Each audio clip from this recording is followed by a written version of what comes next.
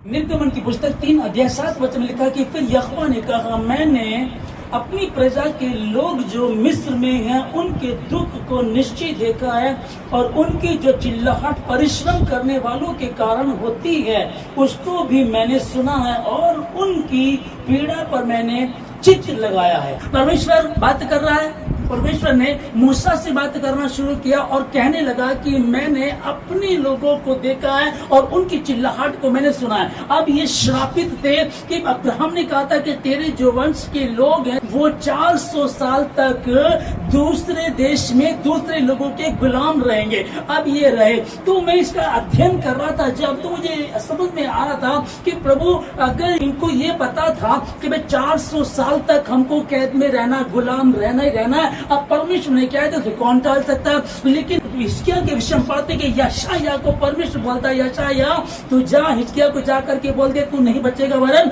मर जाएगा। वो कहता ठीक है। जो जाकर के उसको बोलता है तो कहता है कि तू नहीं बचेगा, तू मर जाएगा और तू अपने परिवार से सहमति कर ले, जो लेन देन जो बात करनी कर ले, अब तू नहीं बचेगा।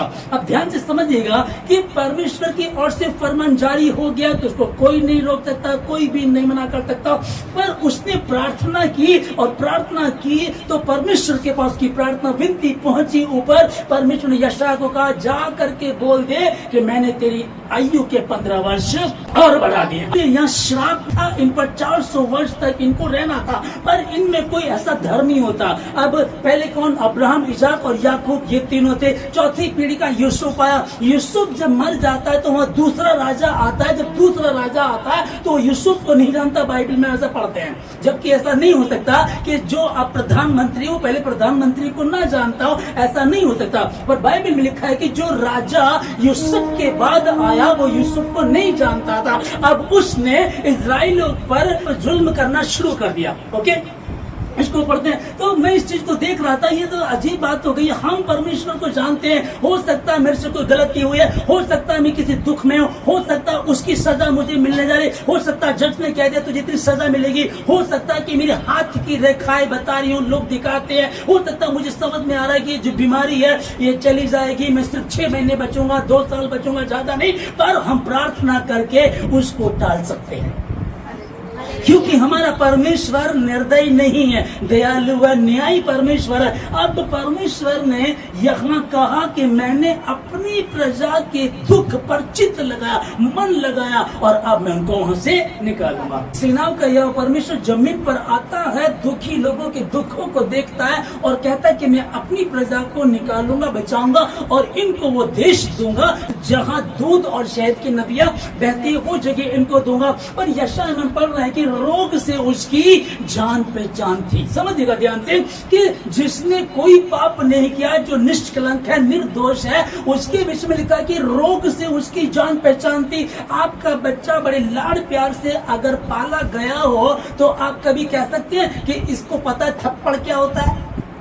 इसको पता है कि छड़ी से पिटाई कैसे होती है? कभी भी नहीं है। जो लाड़ प्यार से पला है और कभी उसने बाहर के माहौल को नहीं देखा, खूबसूरती से रहा, उसको पता हो सकता है? नहीं पता हो सकता। यहाँ लिखा है कि और रोग से उसकी जान पहचान थी। उसने तो कोई गुनाह नहीं किया था, वो तो बड़े लाड़ और प्यार से पाला गया था, लेकिन रोग से उसकी जान पहचान क्यों हुई? क्योंकि मेरे गुनाहों को वो लेकर के मारा, इसलिए रोग से उसकी जान पहचानते। क्योंकि जो मेरे गुनाह थे, मेरी गलती थी, मुझको जो सजा मिलनी थी वो मुझे नहीं, उसको वो सजा मिली। आसमान से परमेश्वर देख करके जमीन पर कहता है कि मैंने अपने लोगों का दुख देखा है, उनके श्राप अब खत्म होने जा यीशु मसीह के नाम से। और वो श्राप यीशु मसीह के नाम से मैं कह रहा हूँ कि यीशु मसीह के नाम में जिस वचन को हम लोग पढ़ रहे हैं, आप ध्यान से सुन रहे हैं कि उसने कहा कि 400 वर्ष तक जिस श्राप को लेकर के वो श्रापित थे, उस श्राप में जी रहे थे, आपका कोई भी श्राप है यीशु मसीह के नाम से आज टूटने जा रहा है।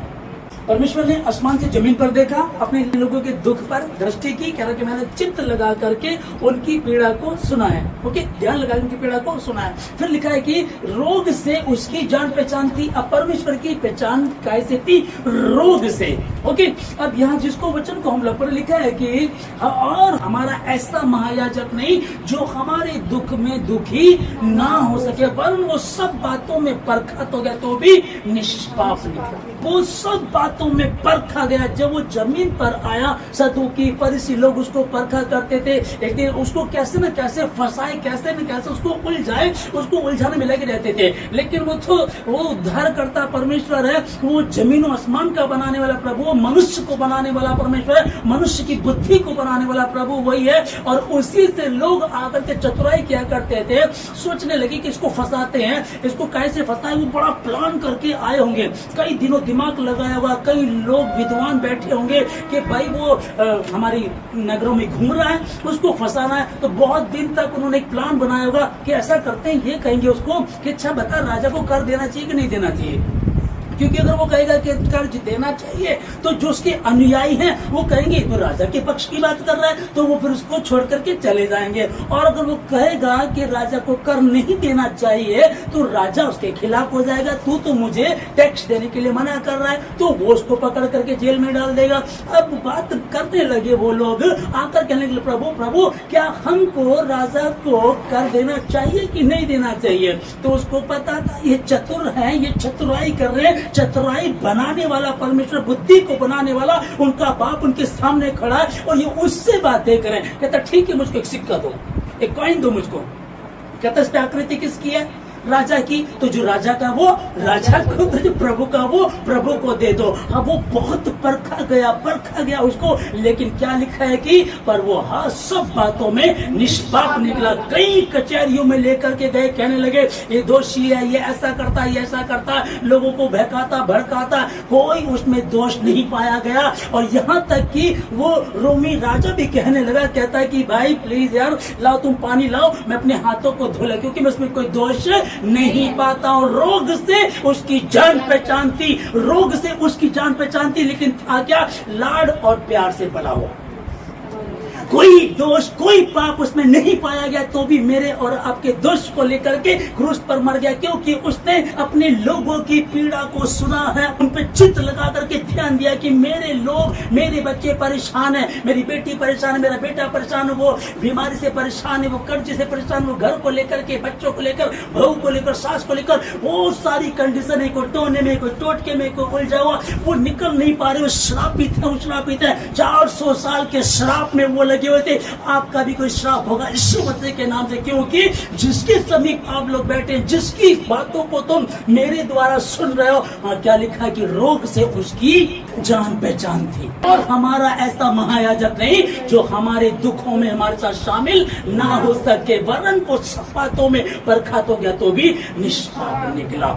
जिस वचन को हमने पढ़ा कि परमेश्वर आसमान से देखता है, जमीन पर दृष्टि करता है, दृष्टि करने के बाद वो देखता है कि मेरे लोग दुखी हैं, तब वो एक व्यक्ति मूसा को चुनता, उसको कहता है कि मैंने अपने लोगों को दुखी देखा, परेशान देखा, और मैंने चित्त लगा करके उनको सुना है कि वो बहुत दुखी, अब मैं उनको छुड़ाऊंगा। ओके, रोग से उसकी जान पहचान थी। हमारा महायाजक ऐसा नहीं जो हमारे साथ हमारे दुखों में दुखी ना हो सके। अब आगे लिखा है कि जिस वचन को हम लोग पढ़ रहे हैं उसके मार खाने से हम चंगे हो चुके, उसने अब हमारी दुर्बलताओं को ले लिया और हमारी बीमारियों को उठा लिया। जिस वचन को हम लोग पढ़ रहे हैं, ये क्यों हुआ, क्या कारण था? लिखा है कि जिससे कि जो वचन भविष्यवक्ता के द्वारा कहा जाता वह पूरा, कि उसने हमारी कमजोरियों को, हमारी निर्बलताओं को ले लिया, उसको हमसे दूर कर दिया। तो क्या हम इस लायक थे?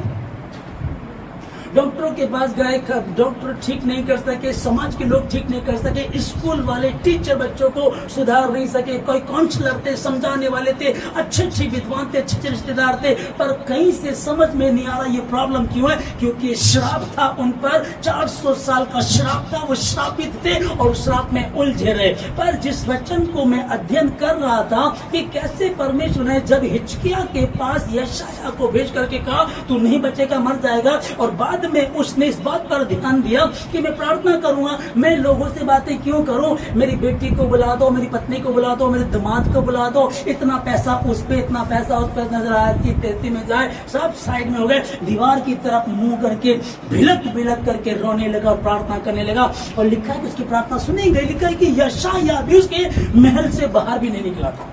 तो आपकी प्रार्थना में इतनी सामर्थ्य है, और वो नम्र और दीन परमेश्वर है। न्याय है जो उसने कह दिया उसे कोई टाल नहीं सकता। लिखा कि दो बेबदल बातों के विषय में जिसमें परमेश्वर का झूठा ठहरना अनहोना, और परमेश्वर झूठ नहीं बोलता है। ऐसा नहीं कि वो बोल सकता है, झूठ नहीं बोलता है, वो झूठ का वहां कोई मतलब नहीं है, क्योंकि झूठ का पिता शैतान है। अब लेकिन फिर भी अब हिजकिय्याह ने प्रार्थना की और अपने 15 वर्ष बढ़ा लिया उसने, तो क्या वो 400 वर्ष का श्राप नहीं टूट सकता था? चलिए ठीक है, वो कोई बात नहीं है। 430 साल उनको जो वहां से निकले। मैं आज आप लोगों से कहना, जितने समय मुझे सुन रहे हैं, जितने इस समय मुझे ऑनलाइन व्यूअर से सुन रहे हैं, मैं ये कहना चाहता हूँ, आपको कोई लगता मैं इस चीज को लेकर श्रापित हूँ, मेरे घर में ये श्राप है, मेरे पति का श्राप, मेरी पत्नी का श्राप, कोई डाइवोर्स का श्राप, कोई क्लेश का श्राप, कारोबार न होने का श्राप, किराए के घर में रहने का श्राप, बीमारी का श्राप, जो जेनेटिक प्रॉब्लम आती है, जो पूर्वजों से आ रही है, ये श्राप है। तो उसने आप हमारी दुर्बलता को ले लिया और हमारी बीमारियों को उठा लिया, क्योंकि रोग से उसकी जान पहचान थी। और हमारा ऐसा महायाजक नहीं जो हमारे साथ हमारे दुख में शामिल ना हो सके, दुखी ना हो सके। ठीक है कि यीशु मसीह याकूब के कुएं पे जाकर रहे, क्योंकि मारकर थका हुआ था। तो यीशु मसीह तो ना थकता ना ऊँघता है, और को थकने की क्या आवश्यकता है। तब यीशु मसीह कुएं के पास जाकर के बैठा। हम क्या पढ़ रहे हैं कि परमेश्वर ने आसमान से जमीन पर देखा कि उसके लोग दुखी थे, परेशान थे, बेहाल थे। अब वो उनको छुड़ाने के लिए कहता है कि मैं जमीन पर उतर आया हूँ। और यहाँ ये स्त्री थी, इसके बारे में ये नहीं लिखा कि गलत थी या सही थी, लेकिन बाइबल को जब मैं इसको अध्ययन कर रहा था, अगर दोपहर में पानी भरने आए तो इसका मतलब ये कुछ शरीफ टाइप की थी।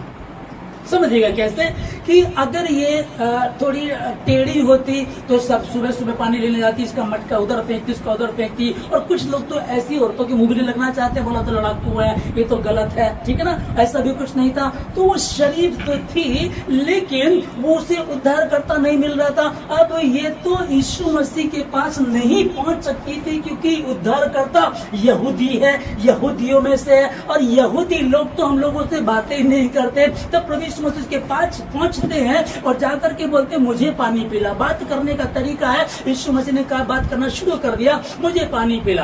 तो यहूदी हम सामरी हम तो छोटी जाति के हैं, हम तो तुम्हारे थूक के समान है, हमारी तो कोई औकात नहीं है, हमको तो कुछ समझा ही नहीं जाता। लेकिन मसीह यीशु उसके पास गया, कहता है कि तू मुझको पानी पिला। उसके पास पहुंचा। ये एक 6 शादियां हुई, उसका कारण नहीं पता। कई बार देखते हैं कि एक सक्सेस नहीं हुई, दूसरी नहीं, तीसरी नहीं, चौथी नहीं, कई बार हमको पता नहीं है। और कुछ लोग गड़बड़ भी करते हैं। हाल ही में मैं आप लोगों को बता रहा था कि सहारनपुर के रहने वाली एक लेडीज थी जो दिल्ली में रहती थी, 3 मैरिज ऑलरेडी वो कर चुकी थी, चौथे के साथ उसका अफेयर चल रहा था। तो चौथे ने उसको मना कर दिया, क्योंकि उसको पता होगा, उसका व्यवहार का देख लिया होगा। उसने कहा नहीं, मैं तेरे से शादी करूंगा। उसने उसको अपने घर बुलाया और उसके टुकड़े भी कर डाले। ये न्यूज के माध्यम से मुझको पता चला, मैं आप लोगों को बता रहा हूँ। अब सोचिएगा कि वो तो ऐसी टेढ़ी थी, उसने उसको अपने घर बुलाया, काट के उसके टुकड़े भी कर दिए। ये दोपहर के समय में आती पानी भरने वाला सब लोग अपने घर में होंगे, किसी से कोई वार्तालाप नहीं, मैं पानी ले लूंगी। पर मसीह यीशु ने आसमान से जमीन पर देखा, एक स्त्री है जो दुखी है, परेशान है, बेहाल है, जो जीवन जीना चाहती है, लेकिन कोई उसको जीने नहीं देता, कोई उससे बात नहीं करना चाहता, क्योंकि अब जो छठा है वो पति नहीं है, बॉयफ्रेंड की तरह रह रहा है। अब वो भी पति नहीं, वो इसी तरह से रह रहा। तो ऐसे लोगों से कोई बात भी नहीं करना चाहता, पर ये करे तो क्या करे, क्योंकि ये दुखी है, श्रापित थी, ये श्राप था इसके ऊपर। तेरी शादियों पे शादी होती चले। कितने लोगों को मैंने बताया तुम्हें, एक प्रभु का दास था, उनकी शादी हुई, तो उनकी शादी जब टूट गई तो प्रभु के दास ने दिमाग लगाया कि वो क्यों नहीं रह पाई, एक अच्छे प्रभु के सेवक के साथ नहीं रह पाई। तो जब उसने दिमाग लगाया तो उसकी जो माँ थी उसकी भी शादी हुई थी। फिर उसकी माँ किसी कारण से जब वहां लड़ाई झगड़ा थे तो वहां से लेकर के अपने घर ले आए। अब जिस दूसरे आदमी शादी की उसकी कहीं और चक्कर था। मतलब कि समझेगा, ये श्राप था। उसकी माँ की पहले शादी, फिर दूसरी हुई, फिर इसने प्रभु के सेवक को छोड़ करके इसने भी दूसरी शादी कर ली। तो इसका मतलब क्या चल रहा है, जेनेटिक प्रॉब्लम ना भाई। डीएनए जो है, जो खून में है, वही तो आना है ना। अब वही श्राप चलता आ रहा था। अब वैसे ही कोई एक श्राप इस बहन में था, इस स्त्री में था, सामरी स्त्री में, कि ये 6ठी शादी कर चुकी थी। मसीह यीशु ने इसको देख करके कहा, मैं जानता हूँ तो 5 शादियां कर चुकी, किसी को नहीं पता था कि 5 के साथ रह चुकी है। पर ये हैरान हुई, तू तो कोई भविष्य तकता लगता है, तूने तो वो बातें बता दी जो कोई नहीं बता सका, कोई जानता ही नहीं था, क्योंकि मेरा तरीका ही रहने मैंने कहा कुछ और था, कभी उधर शहर में रहे, कभी उसमें, पर तूने कैसे बताया? क्योंकि परमेश्वर मनों को जानने वाला परमेश्वर, आसमान से उसने देखा। वो कहता है कि तेरा चित्र मैंने अपनी हथेली पर खोद करके और तेरी शहर पना निरंतर मेरे सम्मुख रहती है। कोई व्यक्ति तेरी बातों को नहीं जानता। तो कितना भीतर से गड़बड़ है, तो कितना बाहर से अच्छा सोच रहा है, किसी को नहीं पता, पर उससे कुछ भी छिपा नहीं है। वो देख रहा था, जमीन पर उतर आया और उस दिन वो उस नगर को, सामरी के नगर को होते हुए गया जहाँ को उनको जाना नहीं था। उस नगर को जाना ही नहीं था, पर चेलों को बोलता जाकर के रोटी लेकर के आओ। चेलों को भेज देता है कि तुम न मत रहो या मुझको बात करने दो। और ये पहली ऐसी स्त्री थी, ये पहला ऐसा वाक्य था जहाँ परमेश्वर ने विस्तार से किसी स्त्री से बातें की। खूब बातें चलती रही और बातें चलते इस बहन का उद्धार हुआ। तो कोई भविष्य वक्ता जान पड़ता है। प्रभु यीशु मसीह से बातें करने लगी तो प्रभु यीशु मसीह ने कहा कि वह समय आता है कि ना तो तुम इस पहाड़ पर परमेश्वर की आराधना करोगे और ना ही यरूशलेम में करोगे, क्योंकि उद्धार करता यीशु मसीह आ गया। पहले पवित्र आत्मा आता और चला जाया करता था, अब पवित्र आत्मा आया और तुम्हारे भीतर ठहर गया। वो भलों को चुनता नहीं पर चाहता भले ही है। उसने जगत के मूर्खों को, असहाय को, कमजोरों को, वह विचारणियों को, वह विचारियों को, गंदे लोगों को, चोरों को, डाकुओं को, उनको चुन लिया और उनका उद्धार किया। अब ये कह रहा है कि वह समय आता है कि अब तुम लोग न इस पहाड़ पर और न यरूशलेम में प्रार्थना करोगे, क्योंकि परमेश्वर तो आत्मा है और अवश्य है कि उसकी आराधना करने वाले आत्मा और सच्चाई से उसकी आराधना करें। ओके जी, बातें चलती रही। इसको पता चला कि जब इसको प्रभु यीशु मसीह ने बताया जो 5 तू कर चुकी, जिसके साथ तू रहती है वो भी तेरा नहीं है, तब ये अपना घड़ा उठा करके भागी और जा करके बताने लगी। कहते कि सुनो, मुझे एक भविष्य वक्ता मिल गया, जो बात मैंने कभी किसी को नहीं कही, कोई नहीं जानता था, उसने भी मुझको बता दिया। एक वह विचारणी, कारण क्या है, अनजाने में हुआ या कैसे हमको वो नहीं पता। हमको एक चीज पता है कि 400 साल तक वो श्रापित थे इजरायली और मिस्र में गुलामी में रह रहे थे, और जब समय आया तो परमेश्वर ने जमीन पर देखा और उनको बचा लिया। शुरू में के जैसे ही मैं इसको अध्ययन कर रहा था कि 400 साल का श्राप था अब्राहम को का, तेरे वंश के लोग 400 साल तक वो गुलाम दूसरे देश के साथ रहेंगे और वो गुलामी में रहेंगे। तब हम प्रार्थना भी कर सकते हैं। आपकी प्रार्थना के द्वारा आपकी मौत टाल दी जाती है। हिजकिय्याह ने किया। तो अभी आपको लगता है कि नहीं, डॉक्टर ने बोला 6 महीने तक जियोगे, तलवार 6 साल देंगे, 60 साल जिएंगे, कि 6 पे 0 लगा दें। यीशु मसीह के नाम में 6 पे 0 लगा दे, क्योंकि मेरे प्रभु ने कहा एक रिपोर्ट तेरी कह रही है कि तू 6 महीने बचेगा, एक रिपोर्ट मेरे बाप की कह रही है उसके कोड़े खाने से हम चंगे हो चुके हैं, रोग से उसकी जान पहचान थी। और हमारा महायाजक ऐसा नहीं जो हमारे साथ दुखी ना हो सके, हमारे साथ हमारे दुखों में शामिल ना हो सके, ऐसा नहीं है। रोग से उसकी जान पहचान थी और लोग उसे देख करके मुंह मोड़ लिया करते थे, उसको कोई जानता ही नहीं था। तो जमीन पर आया परमेश्वर और वो कहता कि मैं तुम्हें आशीष दूंगा। कटनी में भी 4 महीने है, अभी तो भाई 4 महीने के बाद कटनी होगी, लेकिन आंखें उठाओ, दृष्टि करो और देखो कि कटनी के लिए खेत पक चुके हैं। सुसमाचार मेरा खाना ये है कि मुझे दिन ही दिन उस पिता के काम को जो उसने मुझे सौंपा उसको पूरा करना है, क्योंकि हर व्यक्ति दुखी और परेशान बेहाल है। हर आदमी चाहता कहीं से हमको सुकून मिले, कहीं से हमको आशीष मिले, कहीं से हमको इस श्राप से छुटकारा मिले।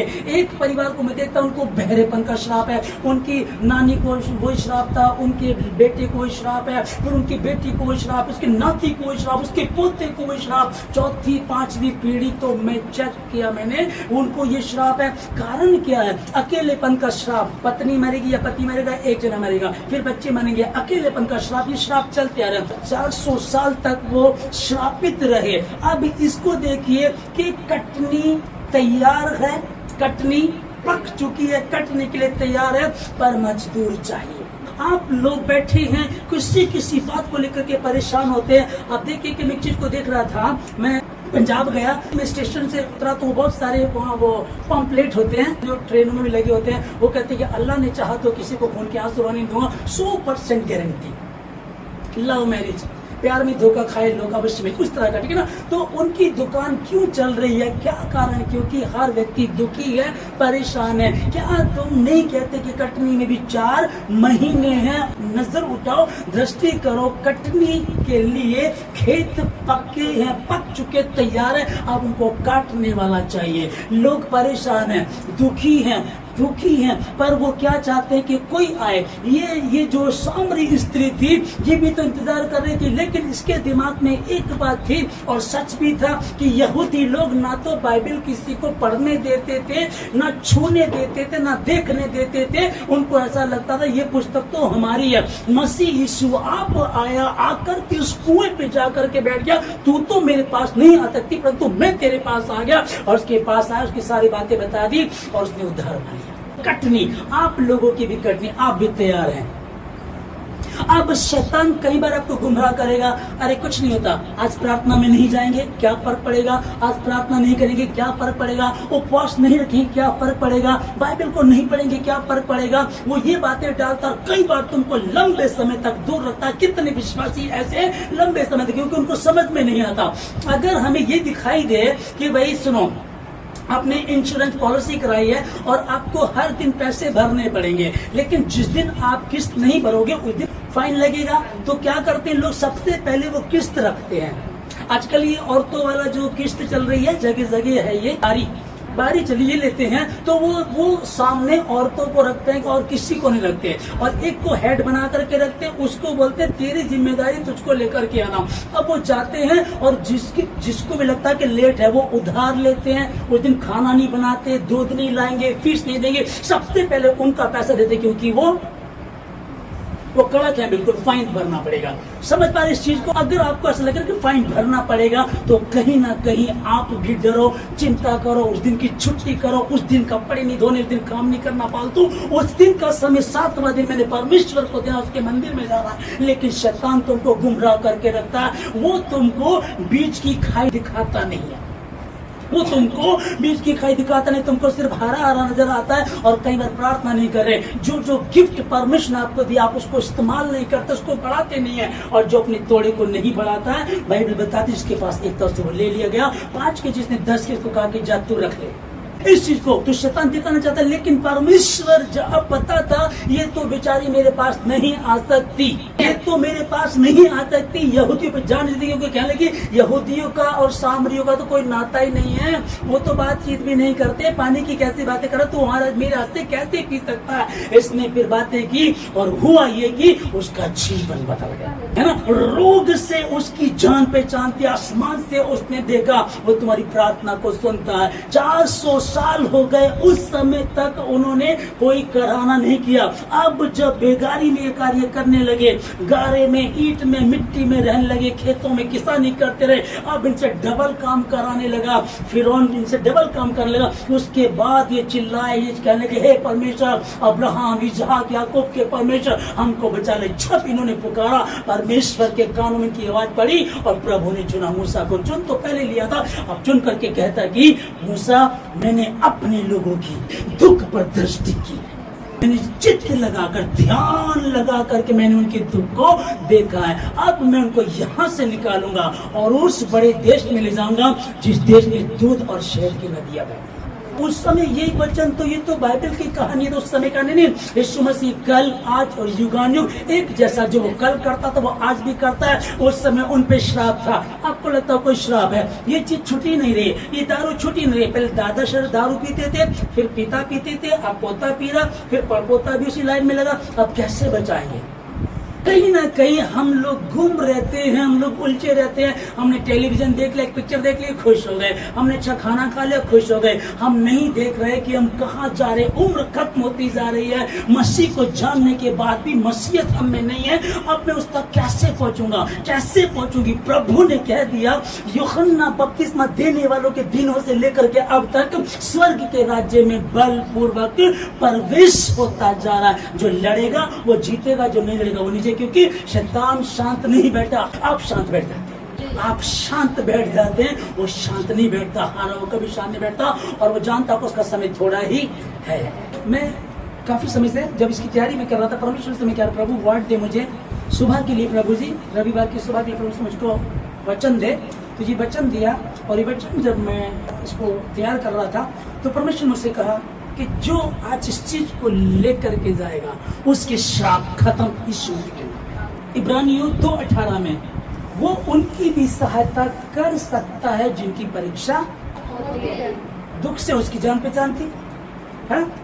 उसने अब हमारे रोगों को उठा लिया, हमारी बीमारियों को अपने ऊपर ले लिया, आसमान से देख करके उसने जमीन पर कहा कि मैं उनको छुड़ाने जा रहा हूँ। आमीन। वो उनकी भी सहायता कर सकता है। जब उसने परीक्षा की दशा में दुख उठाया तो वो उनकी भी सहायता कर सकता है जिनकी परीक्षा होती है। किसी परीक्षा में आप लोग हैं, फिर किसी ताड़ना में आप लोग हैं। ताड़ना श्रापित हैं, ठीक है जी। अब कहीं ना किया तो आप श्रापित हैं या आप इम्तिहान में हैं। अब क्या कुछ समझ में नहीं आता, कुछ समझने की जरूरत नहीं है, कहीं जाने की जरूरत नहीं है। अभी आज हमारा बच्चा बता रहा था, जब युवराज भजन संहिता को पढ़ रहा था, कहता है कि लोग करते क्या है कि परमेश्वर को छोड़ देते और इधर उधर भागना शुरू कर देते, और जब तक आप इधर उधर भागते रहेंगे तब तक प्रभु भी काम नहीं करता, क्योंकि वो अपनी महिमा औरों को नहीं देता, किसी को नहीं देगा। अपनी महिमा किसी से शेयर नहीं करना चाहता, इसलिए उसने वो काम किया जो कोई कर ना सका। मैं इसलिए आया कि वो जीवन पाए और बहुतायत का जीवन पाए। अब तक पापियों का नाश किया जाता था। पुराने नियम में लिखा है कि यदि कोई नशा करके दारू पी करके मिलाप वाले तंबू के पास भी चला जाया करता तो ऊपर से आग गिरती, तुरंत भस्म कर दिया करती थी। जब इस्राएलियों को परमेश्वर मूसा के द्वारा निकाल करके ला रहा था तो उसने कहा था व्यभिचार नहीं करना, गलत काम नहीं करना। वो व्यभिचार करने लगे, इसकी स्त्री उससे, उसका पुरुष उससे। जब वो व्यभिचार करने लगे तो एक ही रात में कई हजार लोग मर गए। अब इस चीज को हम समझे कि श्राप जो है वो उनकी, जिनकी परीक्षा होती है वो उनकी भी सहायता कर सकता है। अगर हम गलत कर रहे हैं तो हम उलझे हुए। वचन का पता चल गया है कि व्यभिचार ना कर, चोरी ना कर, हत्या ना कर, शास्त्र में परमेश्वर के मंदिर में जिसको पता हो वो गलती करता है तो उसके लिए माफी नहीं है। कि जब वो व्यभिचार कर रहे थे तो एक ही रात में 23,000 लोग मर गए व्यभिचार के कारण। इस तरह से उन पर श्राप, इस तरह से परमेश्वर की आग गिरती थी और वो मर जाया करते थे।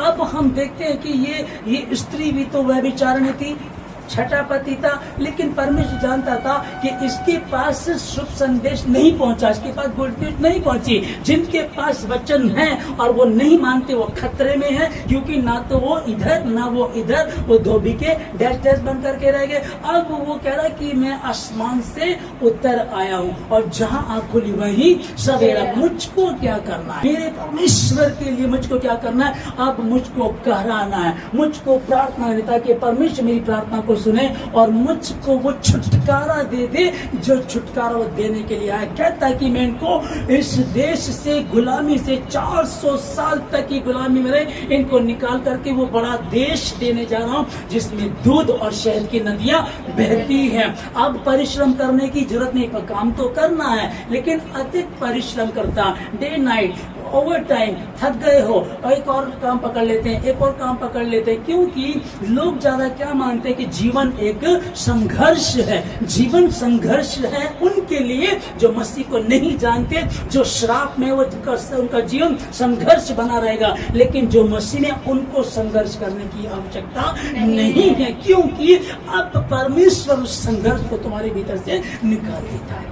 क्या कहा उसने, कहता है कि मैं इस गुलामी के देश से निकाल कर जाऊंगा और इनको वो देश दूंगा जहाँ दूध और शहद की नदियां बहती है। संघर्ष करने की जरूरत नहीं है, सिर्फ परमेश्वर की बातों को मानो, सिर्फ परमेश्वर से प्रेम रखो, उसकी आज्ञाओं को मानो, उसके अनुसार चलो, मैं तुमको आशीष दूंगा। आज भी कितने लोग दारू पी रहे हैं, आज भी लोग भवन में बैठे रहते हैं, वे विचार में होते हैं, चर्च खत्म करके दारू लेने चले जाते हैं, चर्च से निकलते बीड़ी सिगरेट पीना शुरू कर देते हैं और भवन में बैठे होते हैं। वचन चलता तो कोई हालेलुया बोलेगा, कोई आमीन बोलेगा, अपने आप को साबित करना चाहते कि हम सही हैं। वो स्त्री कहने लगी जो किसी को नहीं पता था वो भी उसने बता दिया।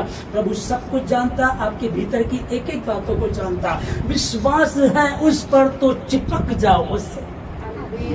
अगर आप लोगों का विश्वास है कि वो कर सकता है, वो छीन लेता, उसने किया, वो आज भी कर सकता है, तो उससे चिपट जाओ, लिपट जाओ, उसको मत छोड़ो, उसको अपना प्रभु दाऊद के नाम जीवन दे दे तेरे साथ रहूंगा जीवन, तू अपने साथ रखेगा तो जीना चाहूंगा, यदि तू मेरे साथ नहीं है तो फिर इससे अच्छा तो मौत है। लिखा है कि वो उनकी भी सहायता कर सकता है जिनकी परीक्षा होती है। भजन संहिता पर परमेश्वर ने आसमान से जमीन पर देखा ताकि बंदियों का कराहना सुने, घात होने वालों के बंधन खोले। क्यों देखा नीचे?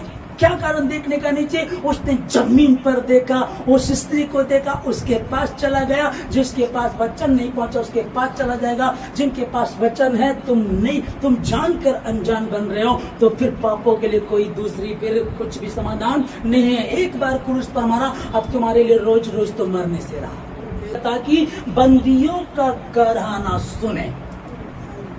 किसी भी चीज से बंदी हैं आप, किसी भी बात से बंदी हैं आप। हाँ ये सुधरता नहीं है, हाँ ये प्रॉब्लम नहीं जा रही, हाँ ये दिक्कत बिल्कुल ठीक नहीं हो पा रही है, हाँ ये कानूनी समस्या, वकील तो फिर बुलाता, तारीख पे तारीख लगा रहा, मैं क्या करूं। वो उसने उनका कहना सुनने के लिए जमीन पर उतर गया है और कहता है कि ताकि घात होने वाले के बंधन को खोले।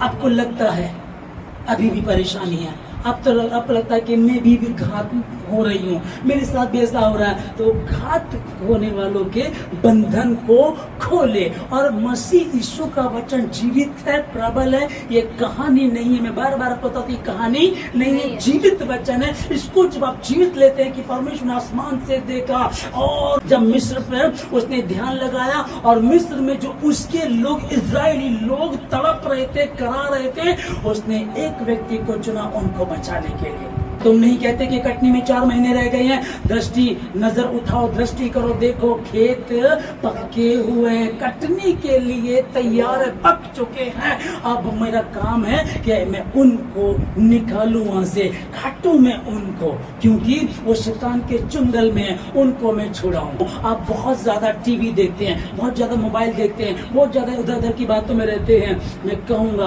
प्रार्थना करने का मन किसी का नहीं होता, हमारा भी नहीं होता, पास्टरों का भी नहीं होता, पर हमको बैठना है। उसको पता अगर ये घुटनों पर बैठ गई, अगर ये घुटनों पर बैठ गया तो फिर इसके श्राप खत्म हो जाएंगे। जो मैं हजारों सालों से हजारों जनरेशन में इनकी बर्बाद करता हूँ, इन पे राज्य करता आया हूँ, ये 1 मिनट में मेरे हाथ से निकल जाएंगे। इसलिए वो लगा है, वो छोड़ेगा नहीं। और अगर मसीह यीशु तुम्हारे पक्ष में, तुम मसीह यीशु के साथ हो, तो उसकी औकात नहीं, वो तुम्हारा कुछ बिगाड़ सके, क्योंकि उसने क्रूस पर उसका खुल्लम खुल्ला तमाशा किया। अय्यूब यहाँ बात कर रहा है, कहने लगा कि वो मेरे चाल चलन को देख रहा है, और जब मुझको ता लेगा तो मैं सोने के समान निकलूंगा। मैं कैसा चाल चलन चल रहा हूँ, मेरे चाल चलन को जब वो देख लेगा, जब मुझको ता लेगा तो मैं सोने के समान, गोल्ड के समान निकलूंगा। अब आता है कि परमेश्वर वचन पहुंचता कह रहा है कि उस तेज के बाद, है ना, जब तुम्हारे पास परमेश्वर अपने दास को भेजा, कहता है कि जो तुमको लूटते थे, समझ पा रहे इस चीज को, जो तुमको लूटते थे, किसने लूटा तुमको? उस शैतान ने उस स्त्री की 5 शादियां करा दी, छठे के साथ थी, लेकिन छठा भी उसका नहीं था, वो नर्क के और जा रही थी। अब जब पहले हम पढ़ रहे 400 साल तक वो लोग गुलामी में रहे, और बस उनको ये अच्छा लगता था, रात को दारू मिल जानी है, मीट मिल जाना, बस इसी जिंदगी को जिया करते थे। लेकिन परमेश्वर की दृष्टि पड़ी थी उन जातियों के पास भेजा जो तुमको लूटती थी, क्योंकि जो तुमको छूता हो तुम्हें नहीं, मेरी आंख की पुतली ही को छूता है। जो मेरे बच्चों को छूता, मेरी आंख की पुतली ही को छूता। जब तुम कराते हो, जब तुम पुकारते, वो सुनता है। और मैं पहले इस बार बता चुका हूँ कि जितने उसको पुकारते, अर्थात सच्चाई से पुकारते, उन सबों को वह निकट रहता है। जो तुमको छूता, तो मैंने मेरी आंख की पुतली ही को छूता है। आसमान से जमीन पर आ गया और तुम्हारे कराने को सुन लिया। जब तुम उसके समीप बैठे हो, घुटनों पर बैठे, मन लगे ना लगे, इच्छा करे चाहे ना करे, जी नहीं कर रहा है, कोई बात नहीं है। जिन चीजों में जी करता उनको बंद कर दीजिए, जिसमें जी नहीं करता बैठ जाओ, चौकड़ी मार के बैठ जाओ, लेट जाओ, उल्टे हो जाओ, सीधे हो जाओ, घुटनों पर आ जाओ। सिर्फ एक नजर आ, यीशु राजा तू बचा सकता है। वो श्राप था, हम पे भी श्राप है, कोई हमको बचा नहीं, दूसरा कोई बचा ही नहीं सकता, क्योंकि पाप की सजा क्या है? मौत है। परंतु परमेश्वर का वरदान हमारे मसीह यीशु में अनंत जीवन है। वो उद्धार करता है जीवन देने के लिए, उसी के द्वारा पा सकते हैं। और वही बिचवई है यहाँ हम खड़े हैं, यहाँ मसीह यीशु है, यहाँ पिता है, और पिता के पास जाने के लिए मसीह यीशु से होकर के गुजरना ही पड़ेगा। लिखा है उसके सारे संकटों में उसने भी कष्ट उठाया और उसके सम्मुख रहने वाले दूत ने उसका उद्धार किया। प्रेम और कोमलता से उसने आप ही उनको छुड़ाया और उसने उन्हें उठाया और प्राचीन काल से सदा उन्हें लिए फिरा। प्रेम और कोमलता से, आमीन। आसमान से जमीन पर देखा, अपने लोगों को कराना सुना, सुन करके मूसा को कहा कि मैं जमीन पर उतर आया हूँ, अब मैं उनको छुड़ाऊंगा। दूध और शहद की नदियां जिस देश में बहती वहां लेकर के जाऊंगा। जितना भी दुख उठाया, परेशानी उठाया, 400 वर्ष तक तुम दुखी और परेशान और बेहाल रहे हो, श्राप तुम्हारे पीछे पड़ा रहा है, तुम दुखी रहे हो, चिंता मत करो, अब मैं तुमको उस देश में लेकर के जाऊंगा। प्रेम और कोमलता से उसने आप ही, किसने जी? उसी परमेश्वर से प्रेम और कोमलता से उसने आप ही उनको छुड़ाया, उसने उन्हें उठाया और प्राचीन काल से सदा उन्हें लिए। फिर प्राचीन काल से शुरू से उनको लिए फिरता रहा, 40 साल तक जंगलों में उनको सिखाता रहा, आज भी वो सिखा रहा। जितने नम्र और दीन हैं, जितने उसको पुकारते अर्थात सच्चाई से पुकारते हैं, उन सबों के वह निकट रहता है। परेशानी हो रही है, मेरी कानूनी समस्या है, मेरी मेडिकल प्रॉब्लम है, मेरा बच्चे को लेकर के, मेरी पत्नी को लेकर, मेरे पति को लेकर के, हमारे घर का माहौल ठीक नहीं है, हम उलझे हुए हैं। ये बीमारी मेरे पिता को थी, पहले मेरे दादा को थी, ये मेरी नानी को थी, फिर ये चलती आ रही है। ये जेनेटिक प्रॉब्लम, वो श्राप, पूर्वजों का श्राप, वो डीएनए में, तुम्हारे खून में है, वो तुमको नहीं छोड़ेगी। पर मसीह यीशु का लहू तुम्हें सब पापों से शुद्ध करता है। वो स्त्री, सामरी स्त्री तो यीशु मसीह के पास नहीं आ सकती थी, वो यहूदी था। उद्धार यहूदियों से नहीं है, यहूदियों में से है। और यहूदी सोचते कि हम दुनिया की सबसे ऊंची जाति के हैं, लेकिन उद्धार करता वहां से निकला, वो सामरी स्त्री के पास गया और उससे बातें करने लगा और उसका हाल बताने लगा और उसने उद्धार को पा लिया। कल तक वो बात नहीं करती थी, आज कहती है आओ गांव वालों आओ, देखो मुझे भविष्यद्वक्ता मिल गया। वो मसीह वो कह रहा है कि अब ना तो तुम्हारे पूर्वज इस पहाड़ पर और ना यरूशलेम में आराधना करेंगे, वो स्वयं प्रभु यीशु मसीह तुम्हारे भीतर रहने के लिए आ गया। वो आसमान से जमीन पर आया, यरूशलेम में ढूंढने की नहीं, पहाड़ों पर ढूंढने की नहीं, आसमान से जमीन पर उतर आया और तुम्हारे कराने को उसने सुना, चित्त लगा करके, ध्यान लगा करके सुना। प्रेम और कोमलता से, प्रेम और कोमलता से उनको सदा, प्राचीन काल से उनको उठाए फिरा उनको। तू मेरी बेटी है, तू मेरा बेटा है। एक माँ अपने दूध में बच्चे को भूल सकती है, परंतु मैं तुझको कभी ना छोड़ूंगा। मैंने तेरा चित्र अपनी हथेली पर खोद करके बना रखा, तेरी शहर बना निरंतर मेरे सम्मुख रहती है। रोग से उसकी जान बचाती, उसकी जब परीक्षा हुई और वो खरा निकला तो वो उनकी भी सहायता कर सकता जिनकी परीक्षा होती है। उसने आप हमारी दुर्बलताओं को ले लिया और हमारी बीमारियों को उठा लिया। वही यीशु मसीह आज हमारे बीच में। हम टाइम पास के लिए नहीं बैठे हैं, चलो चलते हैं घूमने, चलो आज थोड़ा समय चर्च में दे देते हैं। जहाँ 2 या 3 मेरे नाम से एक जगह इकट्ठा होते हैं, मैं उनके बीच में मौजूद होता हूँ। आप हाजिर हैं प्रभु अपने वचन के अनुसार, और जितने उससे पुकारते हैं अर्थात सच्चाई से पुकारते हैं, उन सबों के वह निकट रहता है। मैं आशीष देता हूँ हर एक भाई को, हर एक बहन को, कि आज आप अपने श्राप से मुक्त हो चुके यीशु मसीह के नाम से। जितने इन शब्दों को रिसीव कर रहे हैं, आज के वचन को ध्यान से सुन रहे हैं, समझ रहे हैं और उसके अनुसार चलने की बातें कर रहे हैं, वायदा कर रहे हैं, प्रभु से कह रहे हैं प्रभु तेरी इच्छा मेरे जीवन से पूरी हो, तेरी इच्छा मेरे जीवन से पूरी हो। सामरी स्त्री कहे, मेरी क्या औकात, मैं कौन, मैं क्या, कैसे? यीशु ने कहा, मैंने जगत के मूर्खों को चुन लिया, पापियों को, दरिद्रों को, असहाय को। हम सामरी हैं, छोटी जाति के हैं, कोई बात नहीं है, तू मेरी है, मैं तेरा पिता हूँ, मैं तेरा पिता, तू मेरी बेटी है, तू मेरा बेटा, मैं तेरा पिता, तेरा प्रभु। खुदा आशीष देता उन लोगों को, अपनी योजनाओं के जीवन पर हर बंधन को तोड़ता यीशु मसीह के नाम से, हर ढीठ बन जाए यीशु मसीह के नाम से। इनको आशीष दे, जितने भवन इन सबको आशीष दे प्रभु जी, जितने मोबाइल पर सुनते हैं प्रभु जी, जहाँ नेटवर्क नहीं है उनको आशीष, जितने ऑनलाइन व्यूअर्स उनको आशीष दे प्रभु जी, जितने हमारे भवन के आसपास सुनते सबों को आशीष दे। तेरी योजना प्रभु सबों के जीवन आज प्रभु जी ये वचन पूरा हो यीशु मसीह के नाम में। कुछ के कोड़े खाने से हम चंगे हो चुके हैं, उसने हमारी दुर्बलताओं को ले लिया, हमारे रोगों को उठा लिया, और वो परीक्षा होती है, उसकी भी परीक्षा हुई, पर वो निष्पाप निर्दोष निकला और उसने हमारी सहायता की, हमको बचा लिया। कहा कि मैं तेरे लिए आया हूं, आ बेटे घर लौटा, आ बेटी घर लौटा।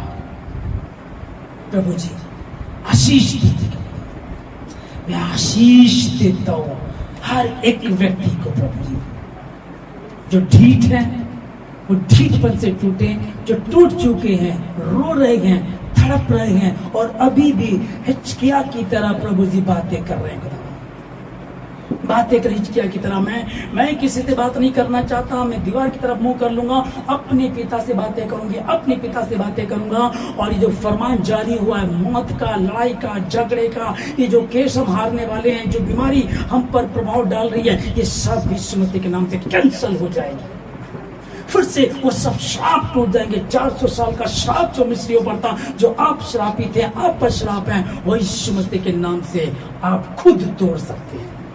आप अंगीकार करेंगे, आप कहेंगे प्रभु मुझसे गलती, मुझे क्षमा कर दे, मैं पुकारती हूँ, मैं पुकारता हूँ, कराता हूँ। और वो कहता है कि ठीक है, मैं गुलामी में से निकाल करके तुझे उस देश में लेकर के जाऊंगा जहाँ दूध और शहद की नदियां बहती। धन्यवाद देते सारी बातों के लिए पिताजी। सर याद रखना, आपको देखिए प्रार्थना यीशु मसीह के नाम से मांगते हैं, सर्वशक्तिमान प्रभु आपका धन्यवाद देते पिताजी सारी बातों के लिए, आज के दिन के लिए, सुंदर समय के लिए भी समाधान धन्यवाद देते हैं। आगे के समय को आपके हाथों में देते, पवित्र वचनों के लिए विशेष धन्यवाद देते प्रभु जी, कि कैसे प्रभु जी तेरे वचनों के खुलने से प्रकाश होता है, जिससे भोले लोग समझ प्राप्त करते हैं। सच में प्रभु जी कि कैसे परमेश्वर 400 साल से प्रभु जी आपके लोग मिस्र में गुलामी में थे, खुदावन श्राप था उन पर प्रभु जी, और आपने जब उन्होंने कराना शुरू किया, आपने सुना जमीन पर उतर आए प्रभु राजा, आपने उनको छुड़ाया। उसके बाद हमने वचन को पढ़ा यशायाह का, लिखा कि रोग से उसकी जान पहचान थी। कितनी भयंकर बात है, रोग से उसकी जान पहचान थी, जो पाप से अनजान था, रोग से उसकी जान पहचान थी। हमारे पापों के लिए मारा गया। हमारा महायाजक ऐसा नहीं जो हमारी दुर्बलताओं में, कमजोरी में हमारे साथ शामिल ना हो सके, हमारे दुख में दुखी ना हो सके। प्रभु तेरा धन्यवाद देते खुदा एक एक बात के लिए प्रभु जी, तेरे नाम की महिमा, तेरी स्तुति हो, तेरी इच्छा जिस आसमान में पूरी जमीन पर प्रभु जी हर एक सुनने वाले से हो जाए। दाऊद कहता है आसमान से उतरा, तूने ध्यान दिया प्रभु जी उन लोगों पर, और आपने देखा है कि जो बंदी है उनको छुड़ा सके, जो घात किए उनके बंधनों को खोल सके। और अय्यूब कहता है कि जब मेरे चाल चलन को देख लेगा, वो मुझे टालेगा, मैं सोने के समान निकलूंगा। तब आखिरी वचन में हमने पढ़ा जहाँ लिखा है कि प्रेम और कोमलता से वो उनको बड़े प्यार से लेकर के चला और उनको प्राचीन काल से ही लिए फिरता रहा। कौन ऐसा पिता होगा, कौन ऐसा परमेश्वर होगा? सचमुच प्रभु जी आशीष देता हूँ खुदावन, हर व्यक्ति को आशीष देता हूँ। धन्यवाद के साथ प्रार्थना यीशु मसीह के नाम से, आमीन। अब प्रभु यीशु मसीह का अनुग्रह, पिता परमेश्वर यहोवा का प्रेम और पवित्र आत्मा की सहभागिता अब से लेकर युगान युग तक आप सबों के साथ होती रहे, और आपके साथ। आमीन।